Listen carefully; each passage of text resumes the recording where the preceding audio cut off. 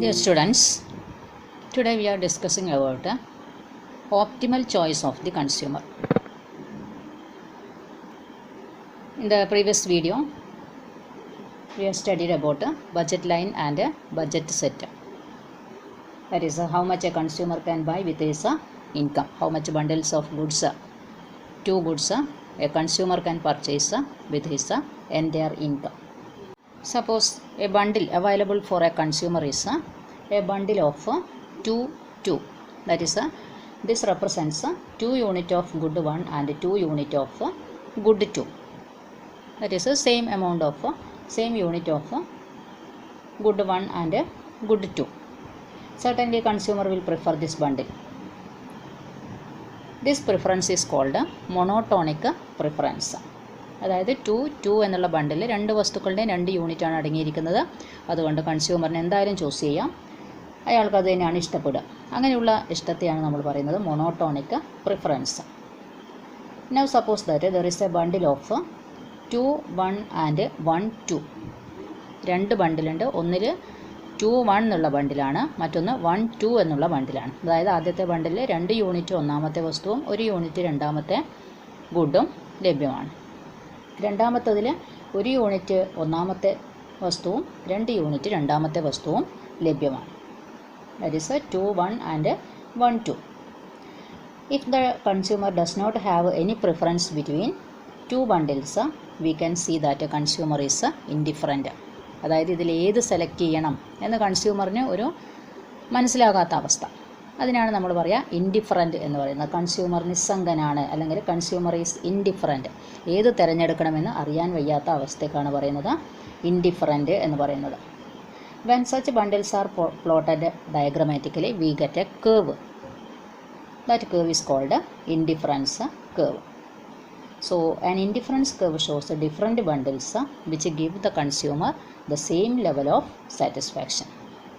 ഒരു indifference curve എന്ന് പറയുന്നത് സെയിം ലെവൽ ഓഫ് സാറ്റിസ്ഫാക്ഷൻ, ഒരേ സാറ്റിസ്ഫാക്ഷൻ നൽകുന്ന കേവിനെയാണ് പറയുന്നത്. അതിലെ ഏത് ബിന്ദു എടുത്താലും അതിൽ നിന്ന് തുല്യ സംതൃപ്തിയാണ് ലഭിക്കുക.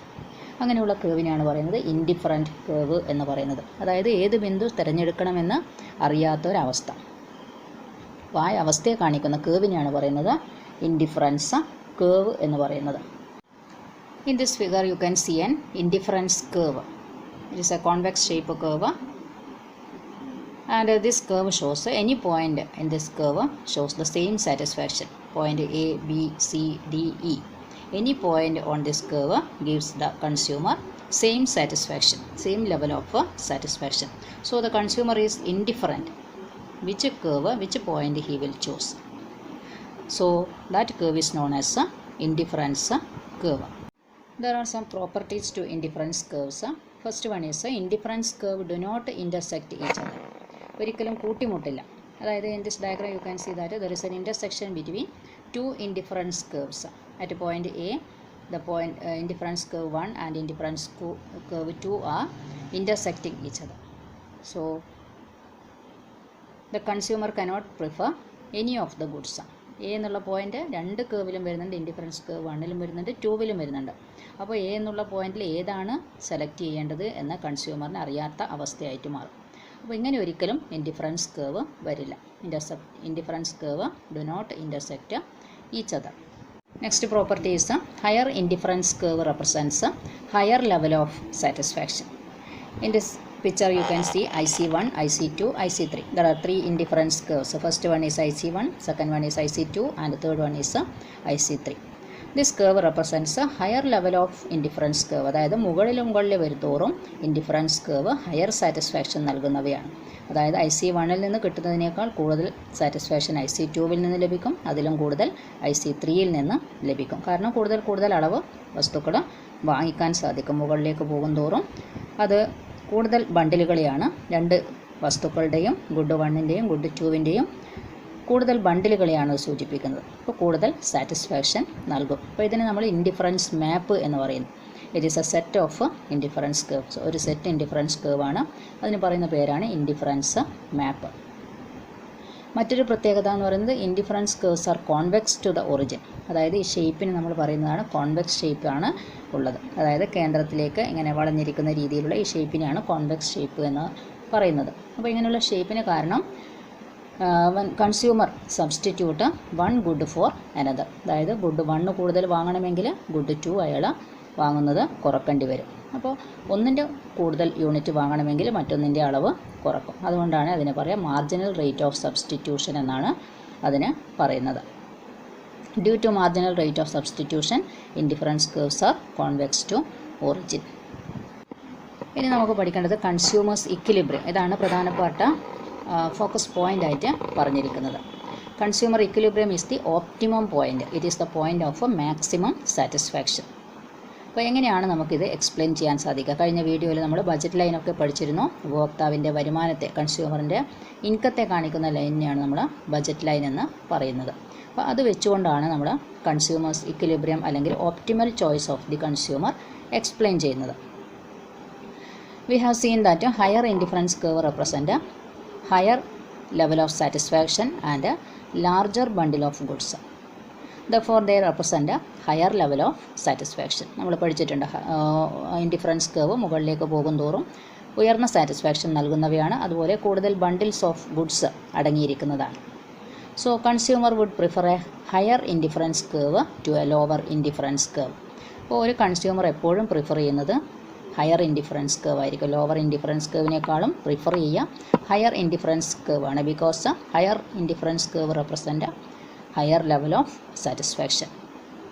But it is important to note that ability of the consumer to buy goods depends upon his income. പക്ഷേ ഹയർ ഇൻഡിഫറൻസ് കർവിലേക്ക് പോകണമെങ്കിൽ എന്ത് വേണം? അയാൾക്ക് അത്രയും ഇൻകം വേണം. ഇൻകത്തിനനുസരിച്ചിട്ടാണ് ഏത് ഇൻഡിഫറൻസ് കർവാണ് ചൂസ് ചെയ്യേണ്ടത് എന്ന് തീരുമാനിക്കുന്നത്. So this budget constraint is more important in determining his equilibrium. So consumer equilibrium can be explained by bringing together the budget line and the indifference map. അപ്പോൾ കൺസ്യൂമർ ഇക്വിലിബ്രിയം എക്സ്പ്ലെയിൻ ചെയ്യണമെങ്കിൽ നമുക്ക് രണ്ടും വേണം. അതായത് budget ലൈനും വേണം, indifference മാപ്പും വേണം. രണ്ടും ടച്ച് ചെയ്യുന്ന പോയിൻറ്റിനെയാണ് നമ്മൾ ഇക്വിലിബ്രിയം പോയിൻ്റ് എന്ന് പറയുന്നത്. The consumer will be in equilibrium at the point where his budget line is tangent to the indifference curve. Budget line എവിടെയാണോ ഇൻഡിഫറൻസ് കർവുമായിട്ട് തട്ടി നിൽക്കുന്നത് ആ പോയിൻറ്റിനെയാണ് നമ്മൾ പറയുന്നത് കൺസ്യൂമർ ഇക്വിലിബ്രിയം അല്ലെങ്കിൽ optimal choice of the consumer എന്ന് പറയുന്നത്. This is shown in the following diagram. In this picture you can see that good 1 is shown in the x-axis and good 2 in the y-axis. There is a line BL. It represents the budget line of the consumer. It shows the income of the consumer. This much income is available to him. The consumer can buy any bundle which lie on the budget line or below the budget line. ഇപ്പോൾ കൺസ്യൂമറിൻ്റെ budget line വരുമാനത്തെ കാണിക്കുന്ന ലൈനാണ് BL എന്നുള്ളത്. അപ്പോൾ ഈ ലൈനിന് മുകളിലുള്ളതോ അല്ലെങ്കിൽ അതായത് ആ ലൈനിൻ്റെ മുകളിലുള്ളത് അല്ലെങ്കിൽ അതിന് താഴെയുള്ള വസ്തുക്കൾ മാത്രമേ അയാൾക്ക് ഈ വരുമാനം ഉപയോഗിച്ചിട്ട് വാങ്ങാൻ പറ്റുകയുള്ളൂ.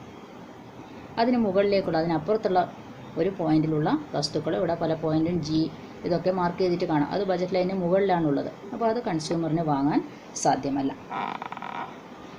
Consumer is in equilibrium when he buys the bundle denoted by point E. E എന്നുള്ള പോയിന്റ്, അതായത് ഇവിടെ നടുക്കാണ് കൊടുത്തിരിക്കുന്നത്, E എന്നുള്ള പോയിന്റ് കൊടുത്തിരിക്കുന്നത് കാണാം.